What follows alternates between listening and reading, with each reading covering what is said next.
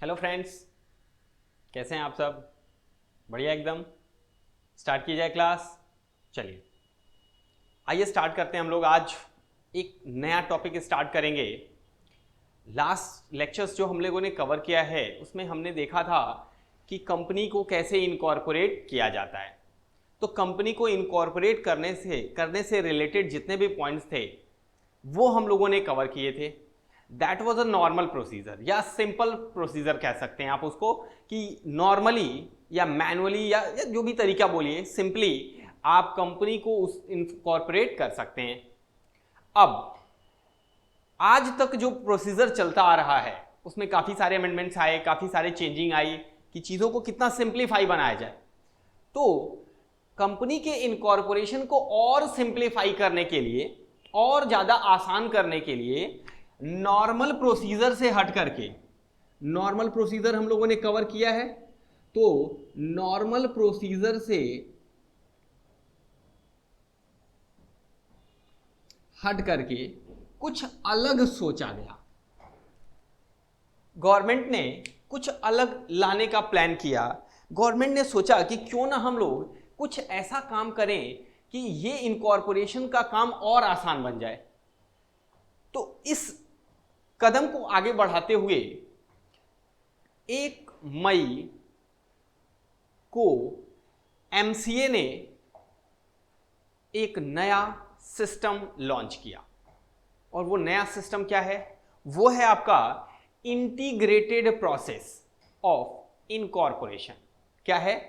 Company को incorporate करने का एक नया प्रोसीजर लाया, इंटीग्रेटेड प्रोसेस। नाम से पता चल रहा है इंटीग्रेट होने का मतलब कई सारी चीजें एक साथ जुड़ जाएंगी। तो 1 मई 2015 से ये इंटीग्रेटेड प्रोसेस, 1 मई 2015 से ये इंटीग्रेटेड प्रोसेस लॉन्च किया गया टू इनकॉर्पोरेट अ कंपनी। ठीक है।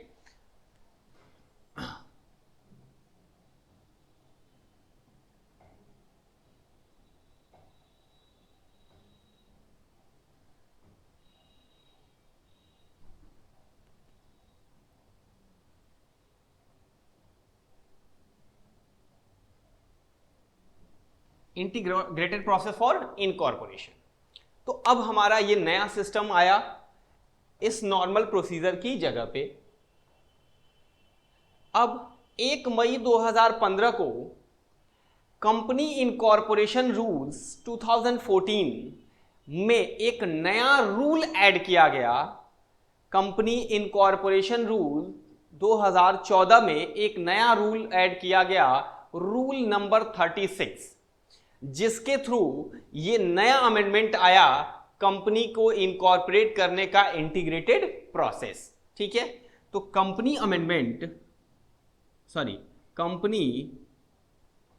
इनकॉर्पोरेशन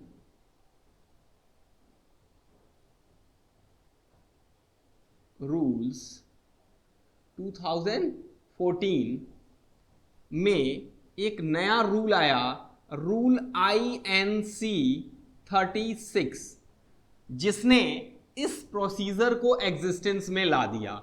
ये हमारा इंटीग्रेटेड प्रोसेस फॉर इनकॉर्पोरेशन का जो प्रोसीजर है, that came into effect from 1 May 2015 through company incorporation rule INC 36। ठीक है, यहां तक समझ में आया? कब आया ये? अब क्या है इंटीग्रेटेड प्रोसेस, उस पर डिस्कशन स्टार्ट करते हैं हम लोग।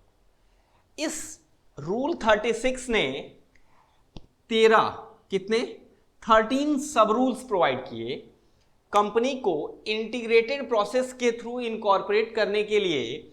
13 रूल प्रोवाइड किए गए इन INC 36। रूल INC 36 ने 13 सब रूल्स प्रोवाइड किए और कहा कि इस तरह से अब कंपनी इनकॉर्पोरेट हो सकती है। यहां तक क्लियर है?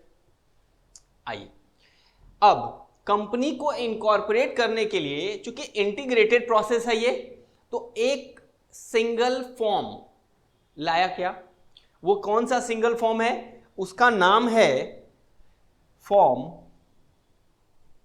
INC 29। सुनिएगा, ये रूल INC है ये रूल INC 36 है और ये फॉर्म INC 29 है। ठीक, तो INC 29 के थ्रू कंपनी को इनकॉर्पोरेट किया जाएगा according to the rules provided in INC 36। ठीक, अब स्टार्ट करते हैं इसको समझना। हम लोग पढ़ चुके हैं या हम जानते हैं कि कंपनी को इनकॉर्पोरेट करने से रिलेटेड बहुत सारे काम करने पड़ते हैं। जैसे कंपनी को अगर इनकॉर्पोरेट करना है तो उसके लिए आपको क्या करना है, उसका नाम प्रपोज करना है, name of the company, name decide करना है कि कंपनी का नाम क्या होगा। इतना क्लियर?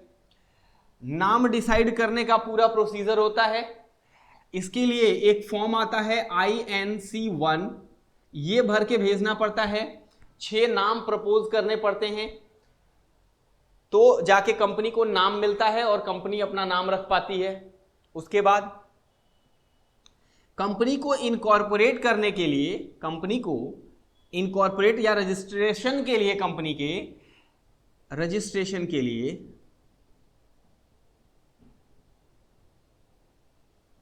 अलग से रजिस्ट्रेशन के लिए फॉर्म सबमिट करना पड़ता है। सारे फॉर्म इकट्ठा करके रजिस्ट्रेशन के लिए जाते हैं और वो भेजा जाता है INC, वो भेजा जाता है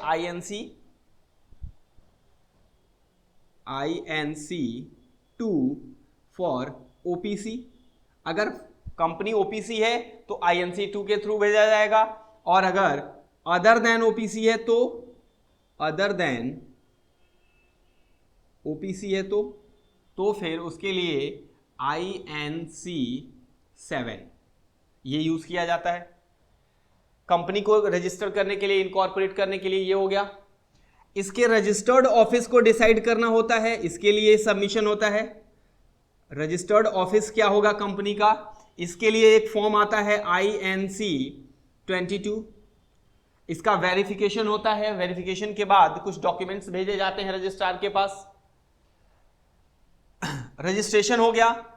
कंपनी के डायरेक्टर्स कौन होंगे, आपको पता है कंपनी का डायरेक्टर कौन होगा। अगर तो डायरेक्टर को अपॉइंट करने के लिए डायरेक्टर के पास क्या होना जरूरी है, डायरेक्टर आइडेंटिफिकेशन नंबर होना जरूरी है।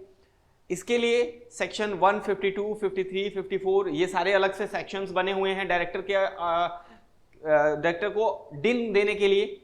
और डिन क्या है, डायरेक्टर आइडेंटिफिकेशन नंबर, उसका एक यूनिक कोड होता है डायरेक्टर का, तो वो डिन नंबर उसको चाहिए होता है। वो डिन नंबर लेने के लिए, डिन नंबर के लिए उसको क्या करना है, अप्लाई करना है इन फॉर्म DIR3, ये भी करना पड़ता है अलग से। अगर उसे डिन नंबर चाहिए तो DIR3 सबमिट करना होगा।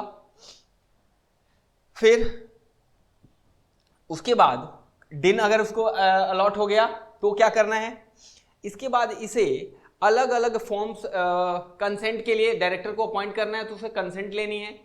कंसेंट के लिए एक फॉर्म आता है अपॉइंटमेंट ऑफ, आप बोल सकते हैं for appointment of director.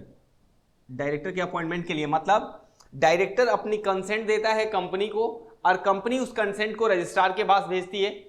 Consent किस बात की देता है कि हम इस कंपनी में डायरेक्टर अपॉइंट होना चाहते हैं। बिना उस रिटन कंसेंट के डायरेक्टर को आप डायरेक्टर अपॉइंट नहीं कर सकते या वो अपॉइंट नहीं हो सकता, तो उसके लिए उसकी कंसेंट लेनी जरूरी होती है। ये कंसेंट किस में होता है, तो DIR2, फॉर्म DIR2 में क्या होता है, वो कंसेंट देता है किसको, कंपनी को, और DIR12 में वो कंपनी किसके पास भेजती है, रजिस्ट्रार के पास। तो मेनली यही जरूरी होता है हमें।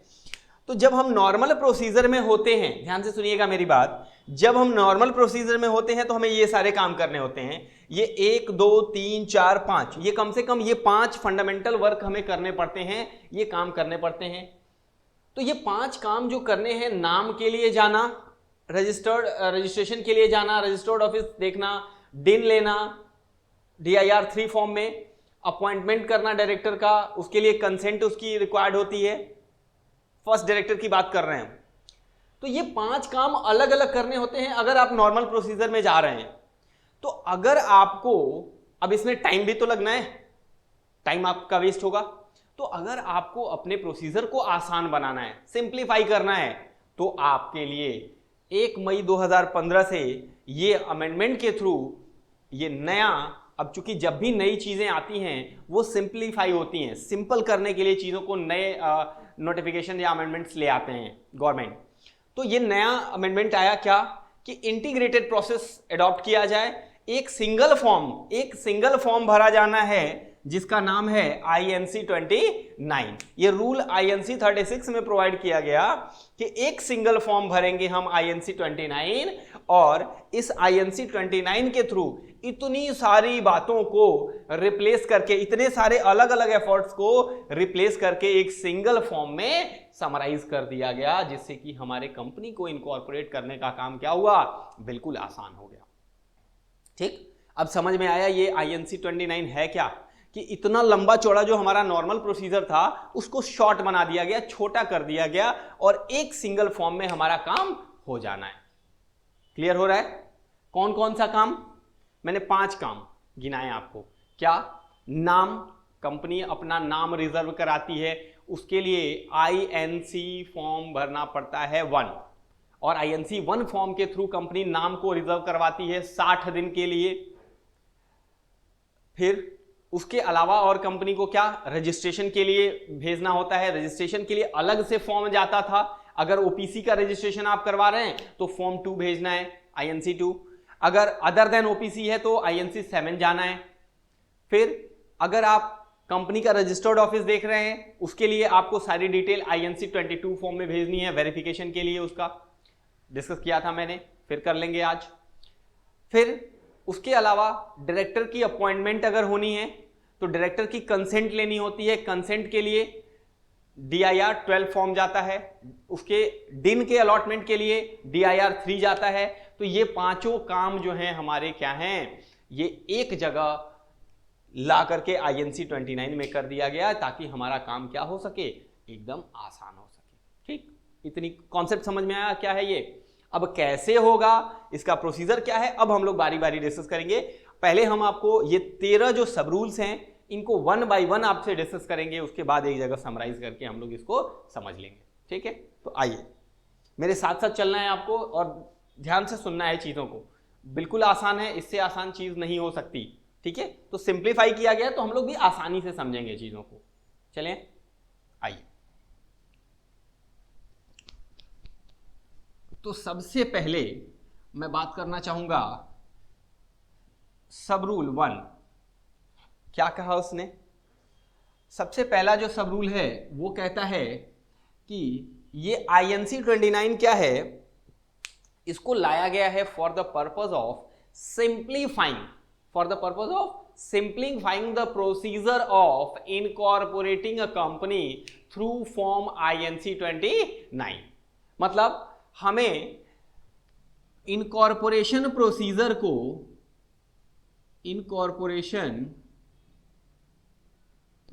को, क्या करना है, सिंप्लीफाई करना है। ठीक, और इसके लिए हम INC 29 यूज करेंगे। तो पहला सब रूल कहता है कि this INC form has came into effect for the purpose of simplifying the incorporation procedure of the company through form INC 29 which came into effect from 1st May 2015। 1 May 2015 से 1/5/2015 से ये इफेक्ट में आ गया INC 29। इस पे हम काम start कर सकते हैं। तो ठीक है, पहला सब रूल ये बोलता है, तो ये बहुत आसान सी बात है। अगर हम आगे बढ़े, सेकेंड सब रूल की बात करें तो क्या बोलता है वो?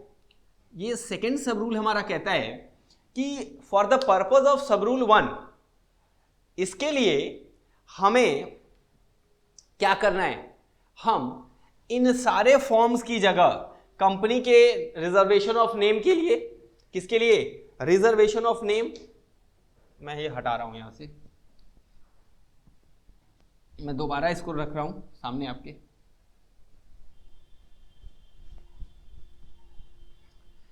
कंपनी के नाम के रिजर्वेशन के लिए, उसके बाद दिन के अलॉटमेंट के लिए, इसने कहा फॉर द पर्पज ऑफ सब रूल 1, इसमें हम लोग क्या करेंगे, फॉर रिजर्वेशन ऑफ नेम, क्या नाम होगा। दूसरा, अलॉटमेंट ऑफ डिन, डिन एप्लीकेशन देना डिन के अलॉटमेंट के लिए। तीसरा, रजिस्ट्रेशन ऑफ या इनकॉर्पोरेशन ऑफ कंपनी। और चौथा है अपॉइंटमेंट ऑफ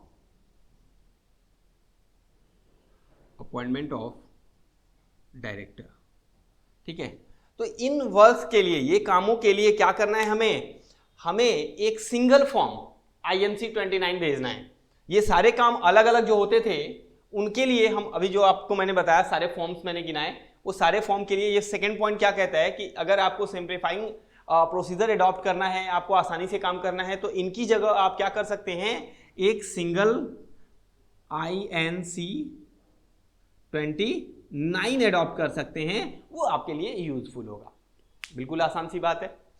अब सर ये किन कंपनीज के लिए है, क्या सारी की सारी कंपनी के लिए? देखिए जरा, इस पे भी सेकेंड पॉइंट ने बताया कि ये अप्लाई होता है कौन कौन सी कंपनी के लिए, जरा ध्यान से सुनिएगा। ये अप्लाई होता है हमारा 1 पर्सन कंपनी, चाहे वो कौन सी कंपनी हो, OPC हो, 1 पर्सन कंपनी हो, या प्राइवेट कंपनी हो,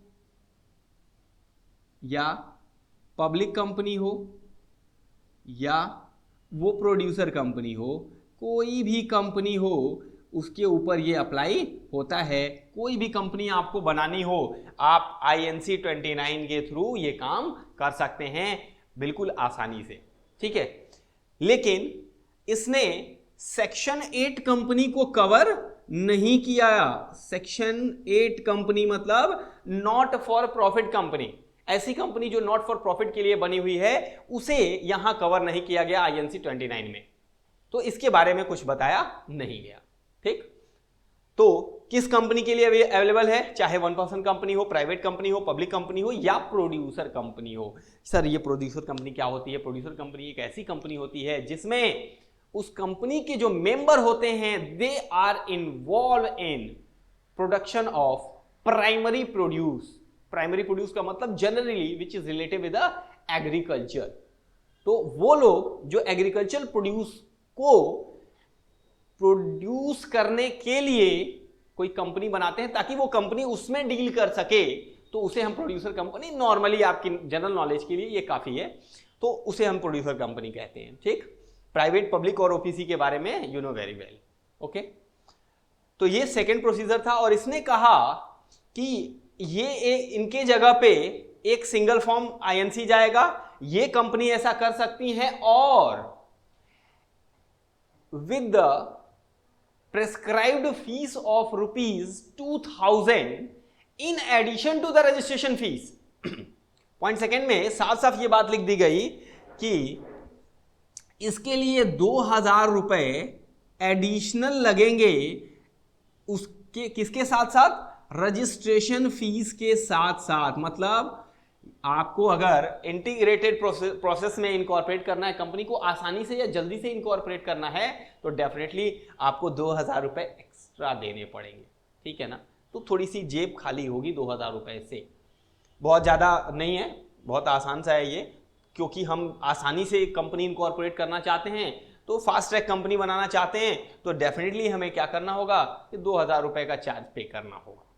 ठीक है, चलिए, तो सेकेंड पॉइंट ने इतनी सारी बातें हमें बताई कि ये काम हो सकते हैं for the purpose of incorporating company, simply आसानी से अगर इनकॉर्पोरेट करना है तो।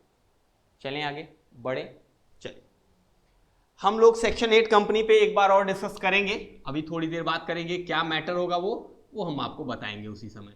सेक्शन 8 कंपनी पे, ये कौन सी कंपनी होती है जिसको सेक्शन 8 में सेंट्रल गवर्नमेंट के द्वारा लाइसेंस दिया गया रहता है to work for charitable purposes, not for profit purposes.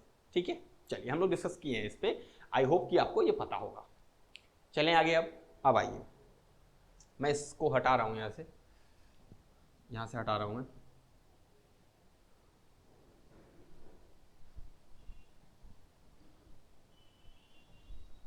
आइए अब तीसरा पॉइंट, तीसरे सब रूल की ओर बढ़ते हैं हम लोग। तीसरा सब रूल क्या कहता है? तीसरा सब रूल कहता है कि अगर आपको किसी भी तरह से कंपनी बनानी है तो डेफिनेटली डायरेक्टर अपॉइंट करना है, और उन डायरेक्टर्स के लिए आप उन्हीं डायरेक्टर को अपॉइंट कर सकते हैं जिनके पास डिन नंबर हो। तो सबसे पहले आप उन्हीं डायरेक्टर को अपॉइंट कर सकते हैं जिसके पास डिन नंबर हो। तो हमने अभी पढ़ा कि आप INC 29 में इकट्ठा डिन नंबर भी ले सकते हैं, मतलब आपको अलग से DIR फॉर्म DIR 3 भेजने की जरूरत नहीं है।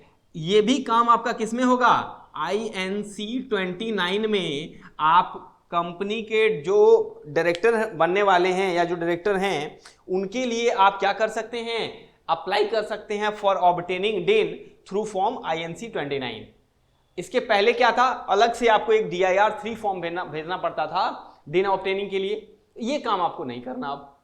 लेकिन इसने रेस्ट्रिक्शन लगा दी, सब रूल 3 में रेस्ट्रिक्शन लगा दी कि ओनली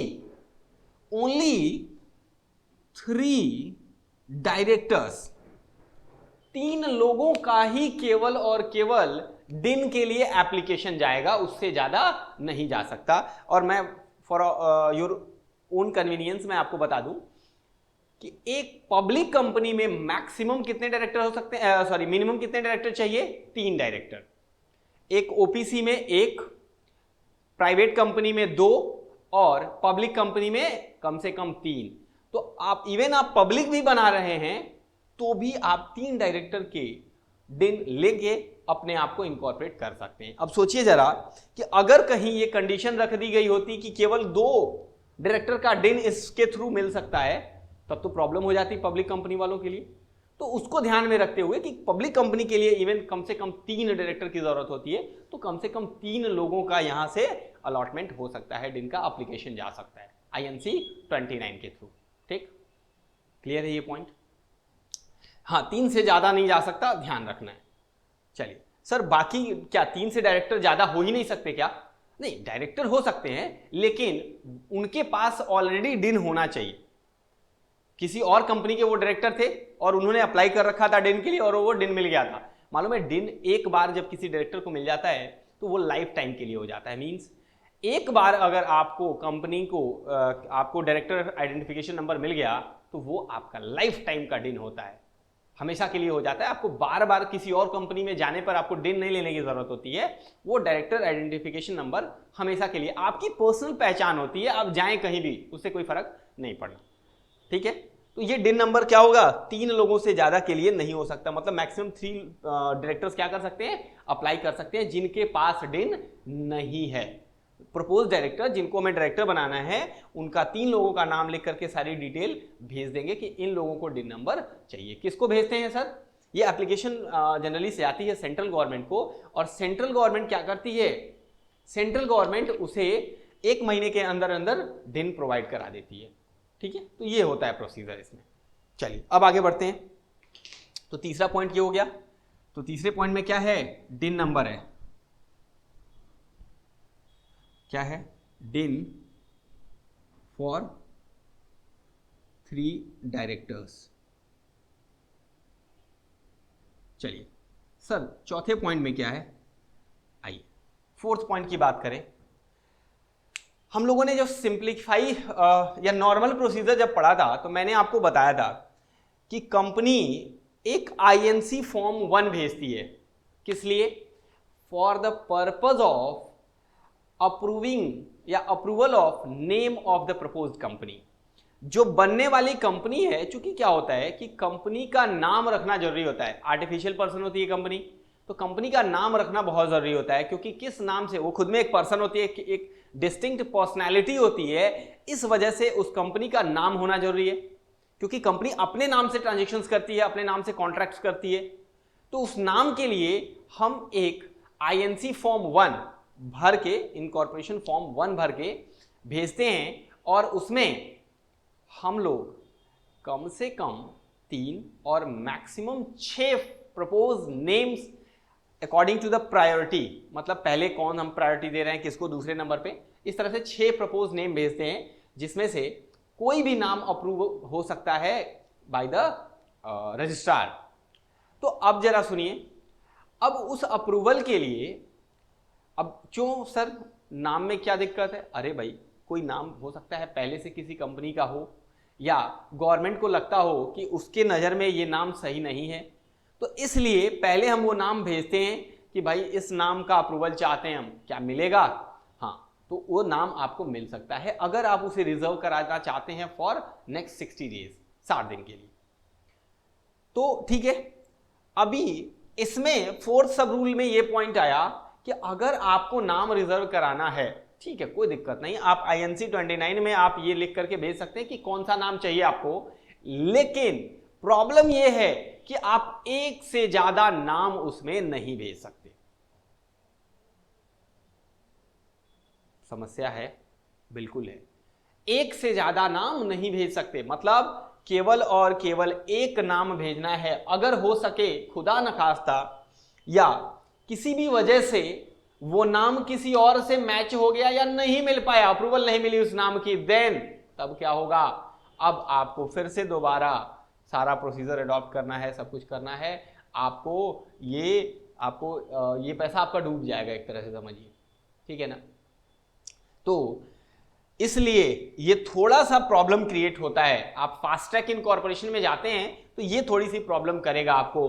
तो आपको ये नाम, ऐसा नाम सेलेक्ट करना है, पहले सारी की सारी अप्रूवल्स के लिए सर्च कर लेनी है आपको कि ये नाम पक्का अप्रूवल हो ही जाएगा, वही नाम आपको भेजना है, अदरवाइज आप फेल कर जाएंगे।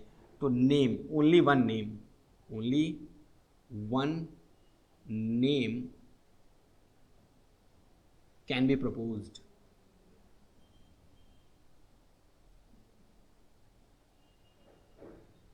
केवल एक नाम ही प्रपोज किया जा सकता है, एक से ज्यादा नाम प्रपोज नहीं किया जा सकता, ठीक है।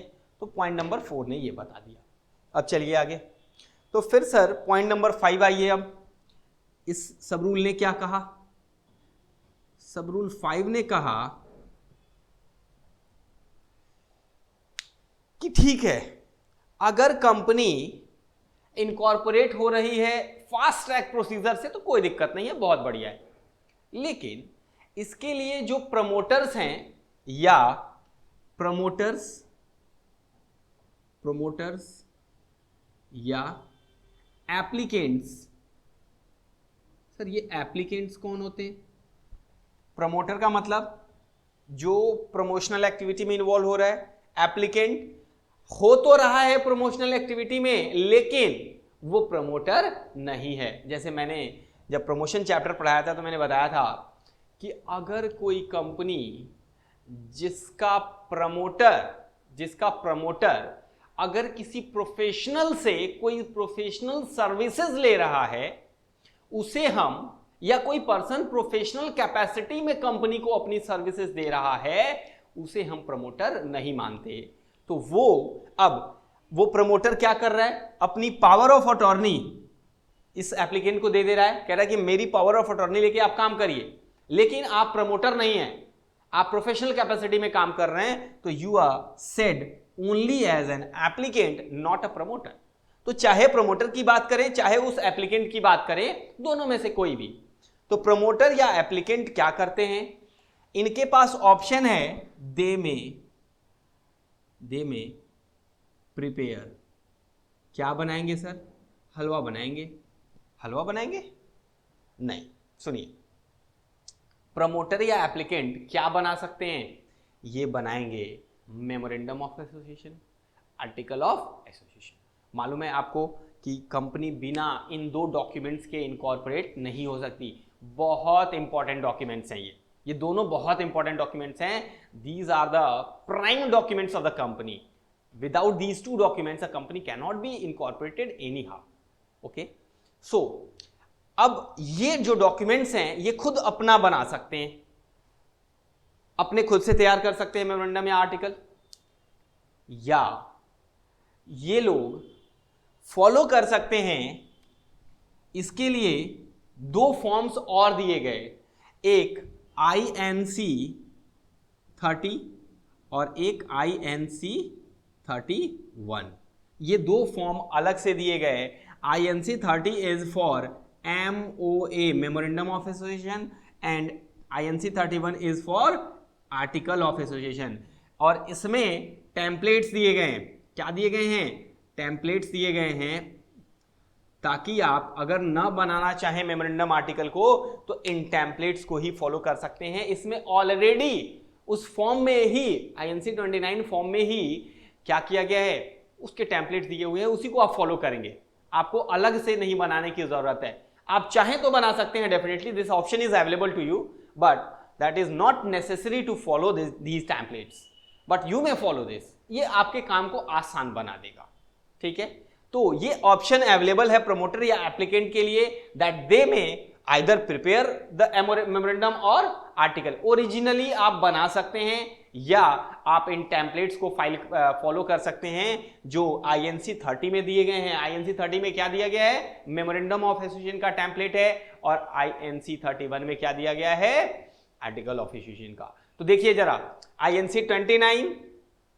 INC29 फॉर्म कौन सा है? इंटीग्रेटेड प्रोसेस के लिए यूज हो रहा है। 30 में क्या है? टेम्पलेट्स है किसके? मेमोरेंडम के। और 31 में क्या है? टेम्पलेट्स हैं आर्टिकल के, जिसे आप फॉलो कर सकते हैं। तो ये 5 पॉइंट्स ये हो गए। अब आइए पॉइंट नंबर 6 पॉइंट। ये क्या कहता है? ये पॉइंट कहता है आपको कि सर मेमोरेंडम और आर्टिकल को बनाने के बाद, चाहे हम अपना खुद का मेमोरेंडम बनाते हैं अलग से, और या हम उसको टेम्पलेट्स को फॉलो करते हैं, लेकिन हाँ ध्यान ये रखना है कि आर्टिकल और मेमोरेंडम के लिए रूल्स दिए गए हैं कि किस हिसाब से वो बनेंगे, and they are the rules, they are made according to the rule 13 of the company incorporation rule. तो रूल 13 के हिसाब से वो बने होने चाहिए, चाहे खुद बनाइए आप या आप इन टेम्पलेट्स को फॉलो करिए। रूल 13 में जो नियम प्रोवाइड किए गए हैं, जो बातें लिखी हुई हैं, उन्हें आपको फॉलो करते हुए काम करना है। ठीक, अच्छा। इसके बाद जब आप आगे बढ़ते हैं तो अब आती है बात साइन करने की, साइनिंग या सब्सक्राइब करने की प्रॉब्लम ये आती है। तो अब सुनिए, अब ये फॉर्म बन गया, अब क्या करिए आप, अब इसे डाउनलोड करना पड़ेगा आपको। MCA की साइट पर जाकर के इन फॉर्म्स को आपको डाउनलोड करना है हार्ड कॉपी में। और जब फॉर्म्स डाउनलोड हो जाएंगे हार्ड कॉपी में, तब MCA के पोर्टल पे जाकर के आपको ये मेमोरेंडम और आर्टिकल को डाउनलोड करना है। डाउनलोड करने के बाद उस पे सब्सक्राइबर्स का सिग्नेचर होगा। सब्सक्राइबर कौन होते हैं? जो फर्स्ट मेंबर्स होते हैं कंपनी को इनकॉर्पोरेट करने से रिलेटेड, वो लोग अपना सिग्नेचर करते हैं उस पे। और उसके बाद विटनेसिंग होती है उसकी, तो जो विटनेस होता है वो भी अपना सिग्नेचर करता है, वेरीफाई अटेस्ट करता है सब्सक्राइबर के सिग्नेचर को, उनकी आईडीज देखता है। तो इसके लिए भी रूल 13 में रूल्स प्रोवाइड किए गए हैं कि कैसे उसकी सब्सक्रिप्शन होनी है, कैसे साइन होना है। तो ये सारी चीज़ें फॉलो होनी चाहिए, ठीक है। और उस साइनिंग के बाद क्या होगा, जब वो सिग्नेचर हो जाएगा तो फिर उसको स्कैन किया जाएगा। हार्ड कॉपी में डाउनलोड हुआ, सिग्नेचर हुआ, अगर थंब इंप्रेशन लगना है तो थंब इंप्रेशन लगेगा, उसकी विटनेसिंग होगी। मतलब अगर कोई इलिटरेट पर्सन है जो सब्सक्राइबर है, वो कंपनी बना रहा है, तो वो थंब इंप्रेशन लगाएगा ना, तो उस थंब इंप्रेशन की भी विटनेसिंग होती है। एक आदमी खड़ा रहेगा, वो विटनेस करेगा कि हाँ जिस आदमी ने ये थंब इंप्रेशन दिया है, इसके द्वारा दिया गया आईडी प्रूफ मैंने चेक कर लिया है, ये बिल्कुल सही आदमी है, मेरी विटनेसिंग में ये विटनेस बना हुआ है। तो ये चीज़ें वेरीफाई होती हैं। उसके बाद अब उसको कंप्लीट सिग्नेचर वगैरह हो गया, पूरा डॉक्यूमेंट तैयार हो गया, अब उसको स्कैन करेंगे। स्कैनिंग होगी पूरे फॉर्म की, और स्कैन करके उसे इस फॉर्म INC29 के साथ क्या करना है, अटैच करके और सबमिट करने का काम किया जाएगा। तो कहने का मतलब क्या हुआ कि इस हम 6 पॉइंट में उसको साइन या सब्सक्राइब करेंगे। इस सिग्नेचर को करने के बाद मींस सिग्नेचर करने के लिए फॉर्म को डाउनलोड करना है, कहाँ से डाउनलोड होगा? एमसीए की साइट पे अवेलेबल होता है, तो उसके पोर्टल से जाकर के हम लोग क्या कर सकते हैं, डाउनलोड कर सकते हैं। उसको साइन करेंगे, उसकी स्कैनिंग करेंगे, उसको अटैच करेंगे और देन कहाँ अटैच करेंगे? इसी फॉर्म 29 में अटैच करेंगे। ठीक, ये काम हो जाएगा। अब ये काम हो जाएगा, उसके बाद उसे सबमिट करना रहता है। ठीक है, यहां तक का प्रोसीजर क्रिटिकल है, इसको दिमाग में रखना है आपको। अब जो बातें हम आपको सिखाएंगे, आगे की जो चीजें हैं वो बहुत ज्यादा क्रिटिकल नहीं है, अब आराम से समझना है आपको। अब क्या है, पॉइंट नंबर 7 क्या कहता है? ये कहता है कि this is an option available to you, this is not a compulsion. ये कोई कंपल्शन नहीं है, ये तो ऑप्शन है, अवेलेबल है। मतलब नॉर्मल प्रोसीजर की जगह अगर आप चाहें तो आप इंटीग्रेटेड प्रोसेस को यूज कर सकते हैं। मतलब ये एक ऑप्शन अवेलेबल है, ये ऑप्शन है जो अवेलेबल है किसकी जगह पे? नॉर्मल प्रोसीजर की जगह पे। मतलब इस लंबे प्रोसीजर की जगह पे एक फैसिलिटी अवेलेबल है against separate filing of several form. तो ये अलग अलग जितने फॉर्म्स हम भर रहे हैं उसकी जगह पे आप एक सिंप्लीफाइड INC 29 फॉर्म भर सकते हैं। ये बिल्कुल आसानी से आपका इनकॉर्पोरेशन कर देगा। ठीक, तो ये पॉइंट नंबर 7 यही बताता है कि ये एक ऑप्शन अवेलेबल है हमें और इसमें हमें कोई काम अलग से नहीं करना। ठीक, तो पॉइंट नंबर 7 हो गया। आइए पॉइंट नंबर 8 की बात करें हम। ये पॉइंट नंबर 8 क्या कहता है, सुनिए। पॉइंट नंबर 8 कहता है, सर हम लोगों ने देखा था कि जब हम नाम के लिए अप्लाई करते थे तो हमारे पास फॉर्म INC 1 था। तो INC 1 कैसे आता था? तो देखिए, दो प्रोविजन यहां एप्लीकेबल होते हैं, ध्यान दीजिएगा। एक पहला सेक्शन 4 सबसेक्शन 5 सब क्लॉज 1 ये बोलता था कि अगर आपको कोई नाम अवेलेबल कराना है तो उसके लिए आप अप्लाई कर सकते हैं रजिस्ट्रार को कि वो आपको वो नाम क्या करे, रिजर्व कर दे। और ये रिजर्वेशन होगा कितने दिन के लिए? फॉर 60 डेज, 60 दिन के लिए क्या हो, वो रिजर्व करके दे दे आपको नाम। तो ये सेक्शन 4 सबसेक्शन 5 सब क्लॉज 1 ये बताता था ये बातें। और रूल 9 कहता था, rule 9 of company incorporation rules, rule 9 of company incorporation rule 2014 बताता था कि इसके लिए आपको एक फॉर्म भरना पड़ेगा INC 1। ठीक, ये दोनों सेक्शंस ये हमें बताते थे इस हिसाब से। तो अब इस पॉइंट नंबर 8 में ये बता दिया गया कि these two section and rule will not be applicable any more. मतलब आपके पास अब रिजर्वेशन का ऑप्शन नहीं रह गया। मतलब सीधा सा हिसाब है, अगर आपको, क्योंकि कंपनी का ये सिंप्लीफाइड प्रोसीजर इंटीग्रेटेड प्रोसेस है, इसमें ज्यादा टाइम नहीं लगना, 1 से 2 दिन लगना है, मुश्किल से 3 दिन लगना है। अब बताइए, अगर 3 दिन ही लगना है तो आप 60 दिन के लिए रिजर्व क्यों कराएंगे भैया? तो यहां से रिजर्वेशन का काम ही हटा दिया गया। ये दोनों सेक्शंस अप्लाई ही नहीं होंगे पॉइंट नंबर 8 के अकॉर्डिंग, सब रूल 8 के अकॉर्डिंग।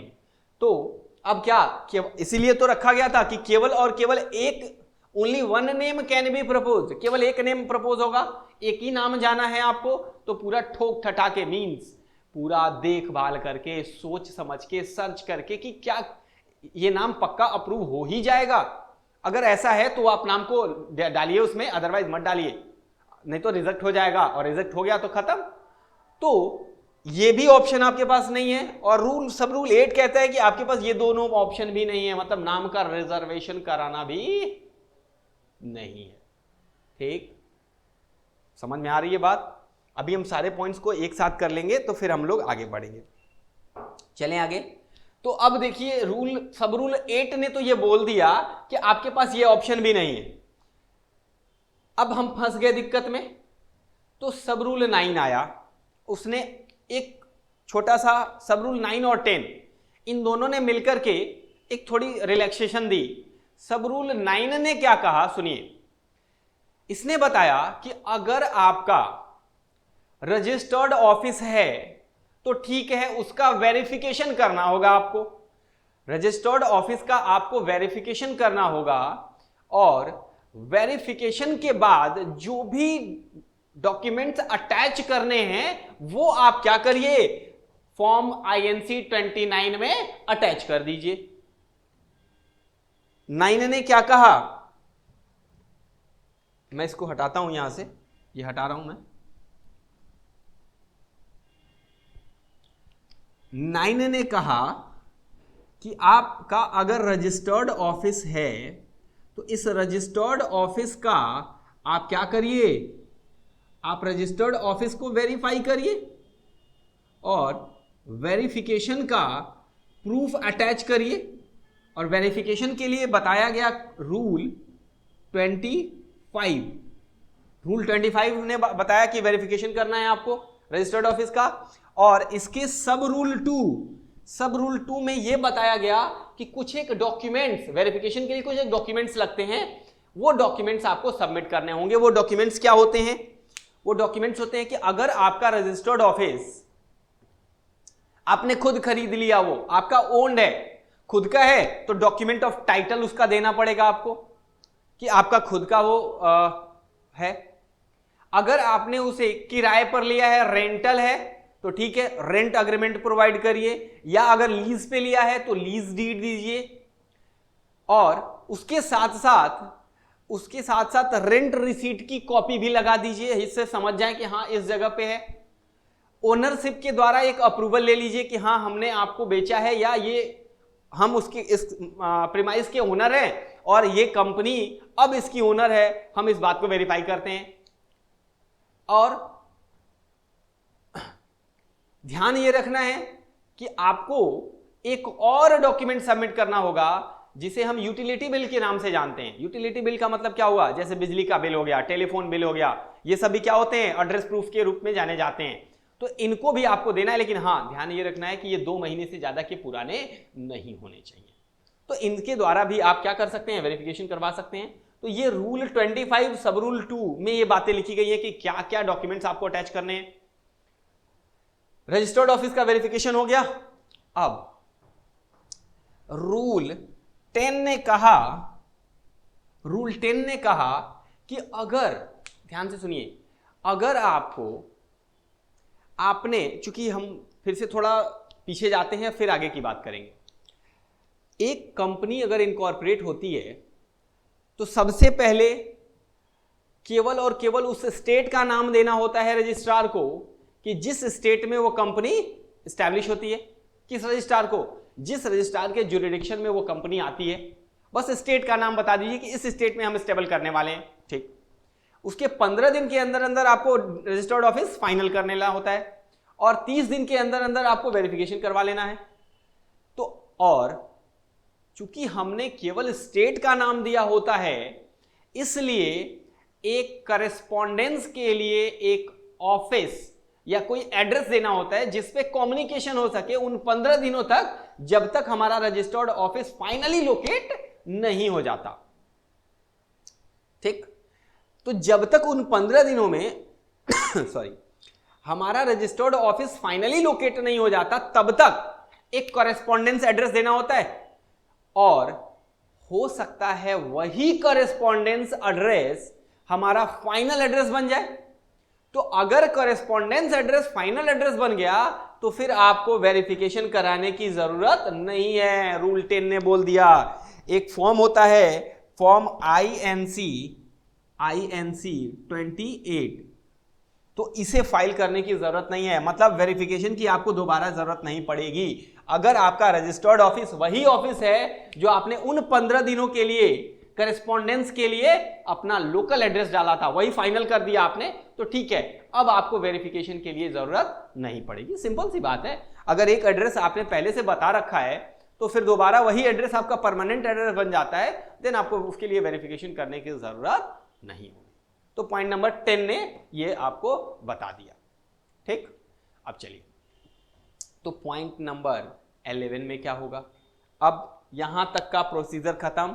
अब पॉइंट नंबर 11 से स्टार्ट होता है कि पॉइंट नंबर 11 में कंपनी के रजिस्ट्रार के द्वारा ये जो INC फॉर्म सबमिट किया जाएगा, किस रजिस्ट्रार, उस रजिस्ट्रार के द्वारा जिसके जुरिडिक्शन में ये कंपनी आ रही है, वो इस फॉर्म को प्रोसेस करेगा। क्या करेगा? इसको प्रोसेस करेगा, इसको एग्जामिन करेगा, चेक करेगा कि सारी की सारी चीजें ठीक तो हैं INC 29, और इंक्लूडिंग अलॉटमेंट ऑफ डिन को भी वेरीफाई करेगा, उसको भी प्रोसेस करेगा। तो पॉइंट नंबर 11 हमारा क्या है?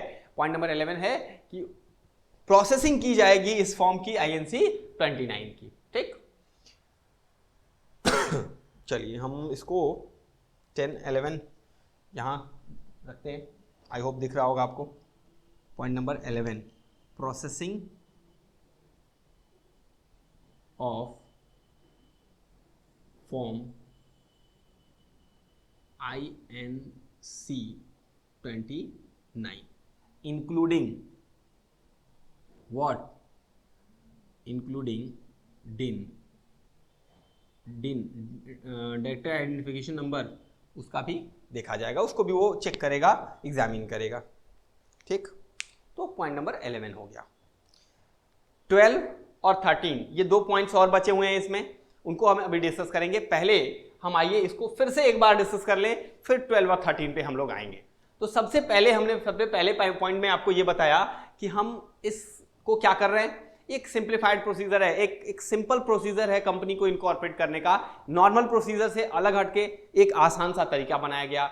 दूसरे पॉइंट में क्या कहा गया कि कंपनी को इनकॉर्पोरेट करने से रिलेटेड, उसके नाम से रिलेटेड, डायरेक्टर को अपॉइंट करने से रिलेटेड, और डायरेक्टर रजिस्टर्ड ऑफिस से रिलेटेड या डायरेक्टर के डिन से रिलेटेड, ये सारे कामों के लिए एक सिंगल फॉर्म यूज किया जाएगा जिसका नाम है INC 29।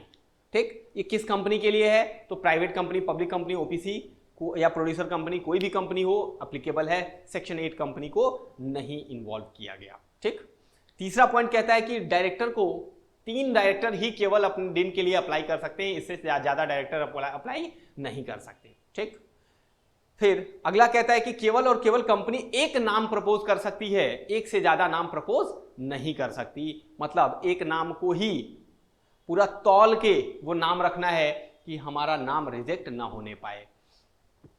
पांचवा पॉइंट कहता है कि आप वो जो एप्लीकेंट है या प्रमोटर है, एप्लीकेंट का मतलब मैंने बताया एप्लीकेंट क्यों कहा गया प्रमोटर की जगह पे, तो प्रमोटर या एप्लीकेंट जो दोनों में हो कोई दिक्कत नहीं है, वो अपना खुद का मेमोरेंडम बना सकते हैं या INC 30 और INC 31 जो मेमोरेंडम और आर्टिकल के लिए टेम्पलेट्स दिए हुए हैं उनको फॉलो कर सकते हैं। ठीक है, छठे पॉइंट में आइए। छठे पॉइंट ने कहा कि अगर आप मेमोरेंडम और आर्टिकल बना रहे हैं तो आप मेमोरेंडम और आर्टिकल को डाउनलोड कर सकते हैं MCA के पोर्टल पे जाकर के, उसको साइन करना पड़ेगा, उसकी विटनेसिंग होगी, और फिर उस साइंड और विटनेस्ड मेमोरेंडम और आर्टिकल को क्या करना है, स्कैन करना है, और स्कैन करके उसको अटैच कर देना है फॉर्म 29 के साथ और सेंड कर देना है। इसके बाद सातवें पॉइंट ने कहा कि ये तो एक ऑप्शन है जो अवेलेबल है as against the normal procedure. आप सिंपल प्रोसीजर के अगेंस्ट आप इसको फास्ट ट्रैक ऑप्शन को अवेलेबल करा सकते हैं, चूज कर सकते हैं। ठीक है, इतना होने के बाद आठवें पॉइंट ने कहा कि अगर आपको सेक्शन 4 सबसेक्शन 5 सब रूल 1 या रूल 9, जो रूल 9 कंपनी कॉर्पोरेशन, ये दोनों क्या बताते थे, ये बताता था कि आप क्या कर सकते हैं, आप अपने नाम को रिजर्व कराने के लिए एप्लीकेशन दे सकते हैं, और रूल 9 कहता था कि वो एप्लीकेशन किस में जाएगी, INC 1 में जाएगी। तो ये अप्लाई नहीं होते INC 29 के साथ, इनको हटा दिया गया। रजिस्टर्ड ऑफिस की बात हुई कि रजिस्टर्ड ऑफिस को वेरीफाई किया जाएगा और वेरिफिकेशन के साथ साथ जो डॉक्यूमेंट्स होंगे वो अटैच कर दिए जाएंगे उसमें। और अगर आपका करेस्पॉन्डेंस एड्रेस या एड्रेस ऑफ कम्युनिकेशन जो है वही आपका रजिस्टर्ड ऑफिस बन जाता है फाइनली, तो फिर आपको वेरिफिकेशन कराने की जरूरत नहीं होगी, INC 28 फॉर्म नहीं भरना पड़ेगा। 11 पॉइंट कहता है कि अब रजिस्ट्रार क्या करेगा, उसकी प्रोसेसिंग करेगा इंक्लूडिंग डिन। ठीक, अब आइए, अब हम इसको हटाते हैं।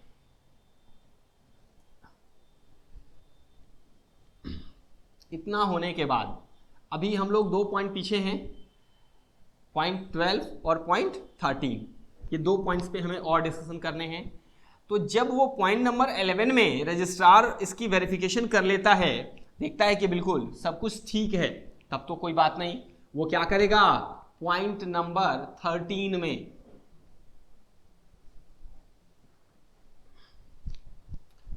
मैं बताता हूँ, एक सेकेंड।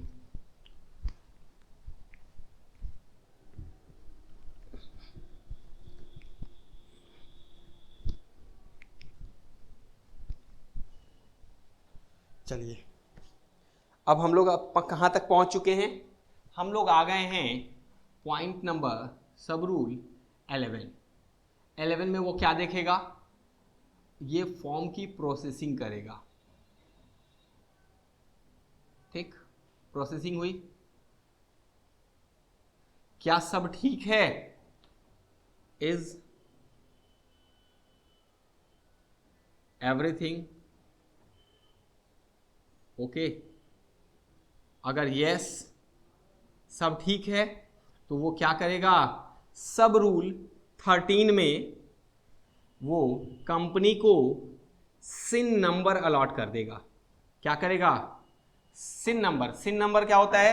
ये होता है कॉरपोरेट आइडेंटिफिकेशन नंबर। मतलब कंपनी इनकॉर्पोरेट हो गई और एक सेपरेट लीगल एंटिटी के रूप में ये कंपनी सामने आई है, और इस सेपरेट लीगल एंटिटी का ये नंबर है, एक सिन नंबर, कॉर्पोरेट आइडेंटिफिकेशन। ये यूनिक नंबर अलग से दे दिया जाता है कि अब आज से आपको इसी नंबर से जाना जाएगा। मतलब अगर आप एबीसी लिमिटेड हैं तो एबीसी लिमिटेड तो आपका नाम है, लेकिन आपका एक यूनिक कोड है, जिस कोड को हमारे पास आप रखे हुए हैं, उस कोड से आप जाने जाएंगे, और ये सिन नंबर होता है। ठीक है, मतलब ये कंपनी अलॉट हो गई, फाइनली कंपनी बन गई। लेकिन अगर ऐसा नहीं हुआ, no, everything is not okay, अगर नहीं है, अगर सब कुछ ठीक नहीं है, तो क्या होगा? रजिस्ट्रार ये फाइंड करता है। ये कौन करेगा प्रोसेसिंग? रजिस्ट्रार। कौन सा रजिस्ट्रार सर? सीआरसी। कौन? CRC, registrar of CRC. CRC का मतलब सेंट्रल रजिस्ट्रेशन सेंटर। इसी रजिस्ट्रार के पास ये सबमिट होगा एप्लीकेशन। तो ये क्या करेगा? ये चेक करेगा, एग्जामिन करेगा, और अगर फाइंड करता है क्या कि कुछ और needs some informations, necessary informations,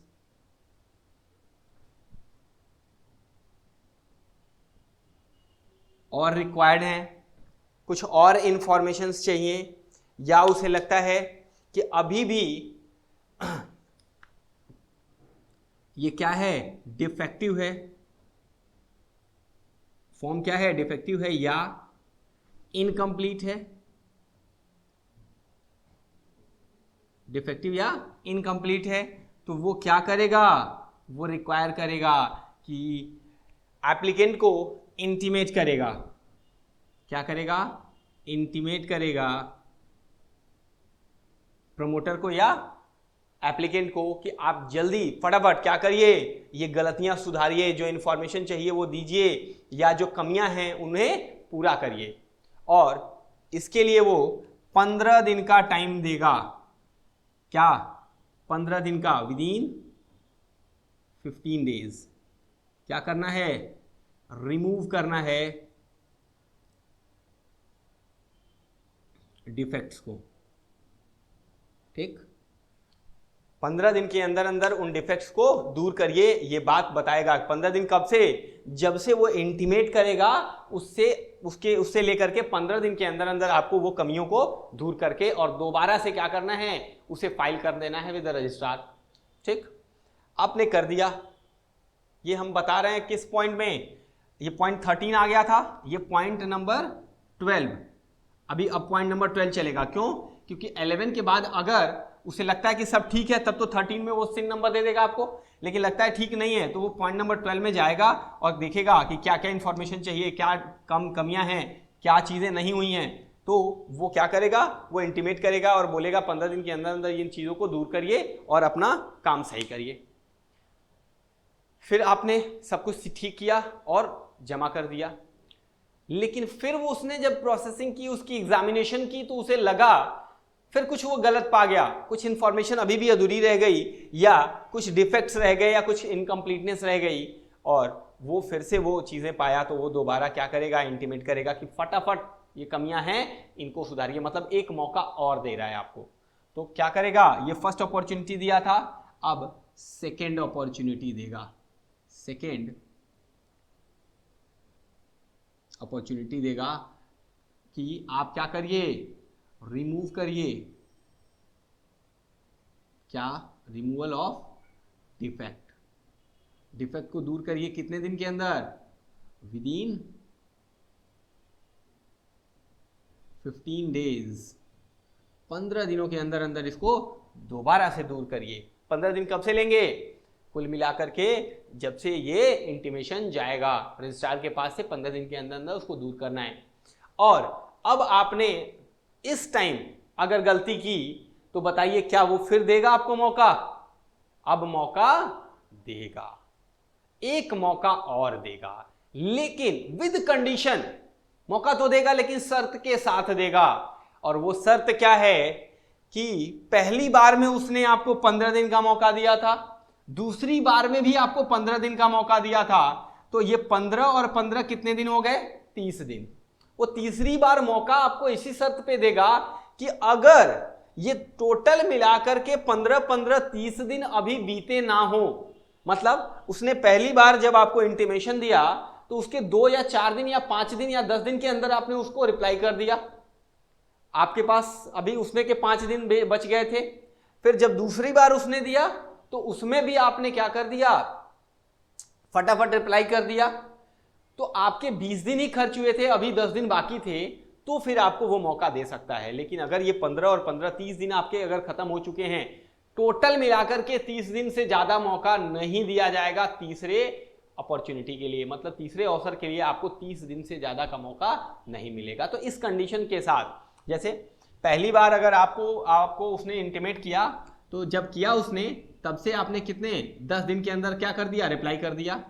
फिर उसने एग्जामिन किया और फिर आपको दिया तो आपने 12 दिन के अंदर रिप्लाई कर दिया, तो अभी भी आपके 22 दिन हुए, 8 दिन बचे हुए हैं, तो आपको बोलेगा तो वो 8 दिन के अंदर अंदर आपको रिप्लाई करना होगा, 30 दिन से ज़्यादा का मौका नहीं मिलेगा, ये ध्यान रखना है।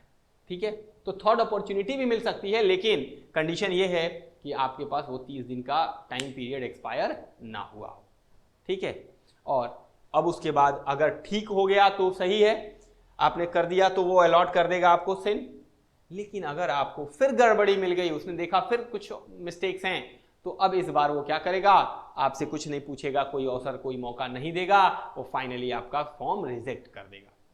ठीक है, ठीक, तो ये हो गया आपका कंप्लीट प्रोसीजर इनकॉर्पोरेशन का, और ये इंटीग्रेटेड प्रोसेस है। अब चलिए आगे। अब जब ये इंटीग्रेटेड प्रोसेस हो गया, अब इसके बाद क्या हुआ, ये आया था 1 मई 2015, ये चल रहा था।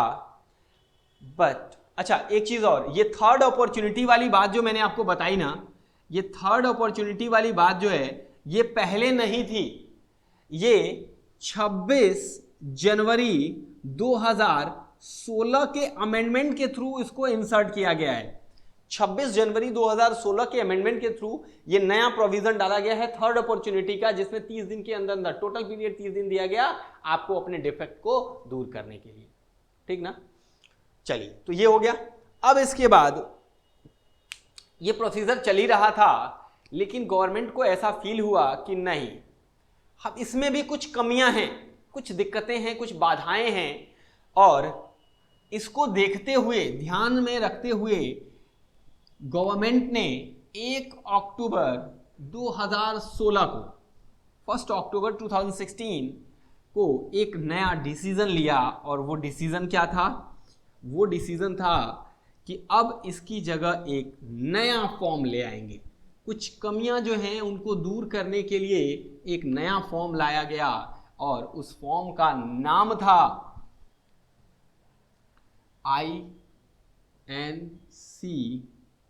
32, जिसने रिप्लेस कर दिया किसको, INC 29 को रिप्लेस कर दिया। मतलब INC 29 की जगह अब हम कौन सा फॉर्म भरेंगे, INC 32, और इसका नाम रखा गया स्पाइस। क्या नाम रखा गया? स्पाइस। मसाले नहीं, इसका फुल फॉर्म है सिंप्लीफाइड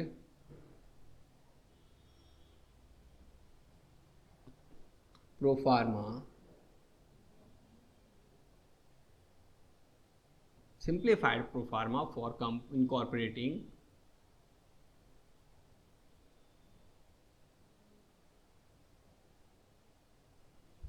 company electronically। ठीक है, ये है स्पाइस। मतलब अब आया कि कंपनी को INC 29 की जगह अब INC 32 भरा जाएगा, लेकिन सब रूल 1 to 13 जो थे पुराने वाले में, एक को छोड़ करके 2 से 13 तक सारे के सारे सब रूल्स म्यूटेटिस म्यूटेंडिस मतलब सेम वे में एप्लीकेबल होंगे, मतलब इसमें आ जाएंगे। 1 में क्या हुआ? 1 में चेंज किया गया, वो इंटीग्रेटेड प्रोसेस को हटा करके क्या कर दिया गया? अब स्पाइस ला दिया गया, तो सब रूल 1 हट गया और 2 से लेकर 13 तक के सारी चीजें बिल्कुल उसी तरह से अप्लाई होंगी जैसे 29 में अप्लाई हो रही थी, लेकिन कुछ एक चेंजेस के साथ। क्या चेंजेस थे?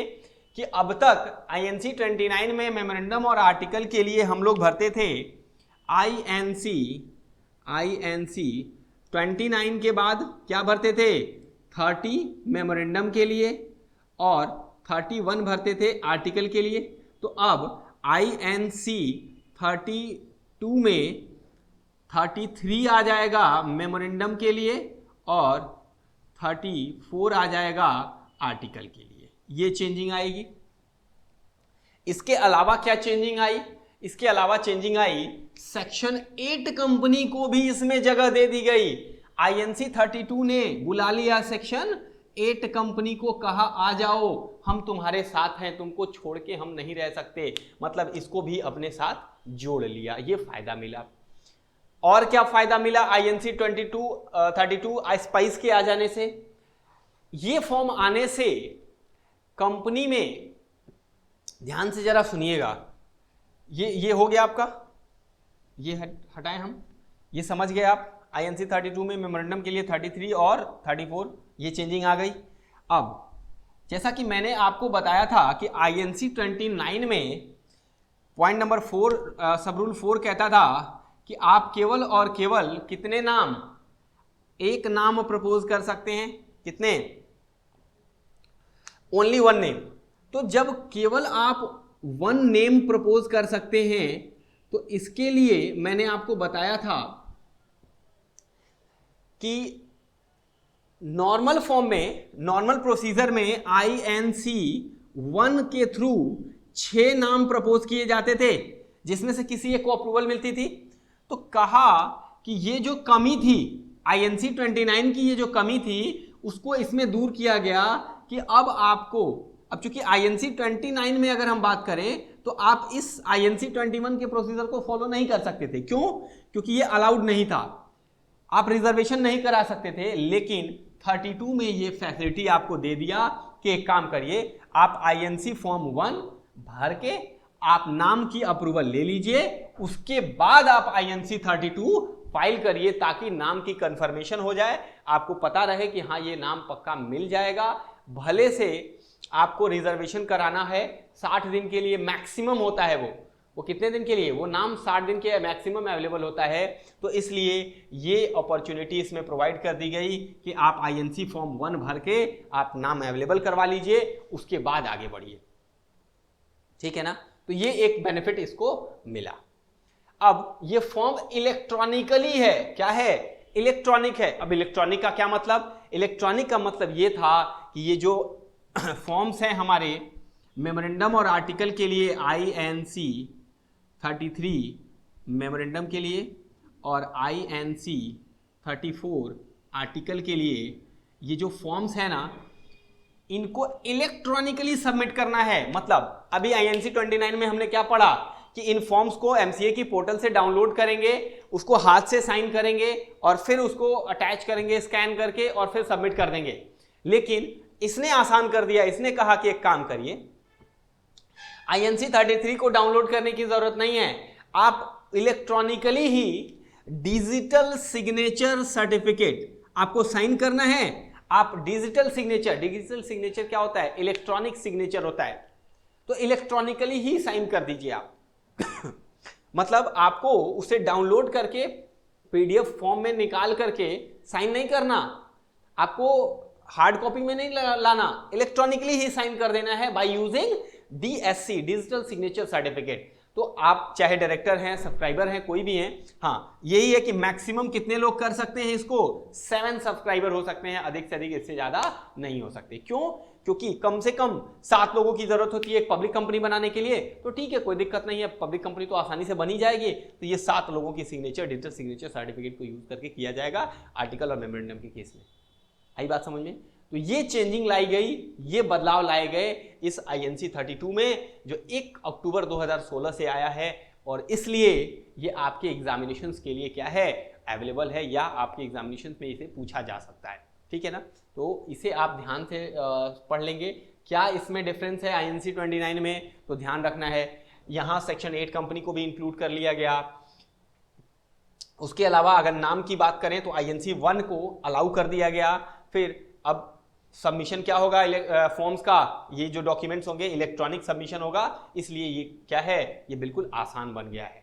ठीक है, तो चलिए, ये रहा आपका कंप्लीट। आप ये अमेंडमेंट के साथ हम लोगों ने किया है, जो भी नए चेंजेस आए थे उनको हम लोगों ने कवर किया है, और ये कंप्लीट इनकॉर्पोरेशन प्रोसीजर हो गया आपका। फिर हम आगे मिलेंगे अब आपके साथ नए टॉपिक के को लेकर के।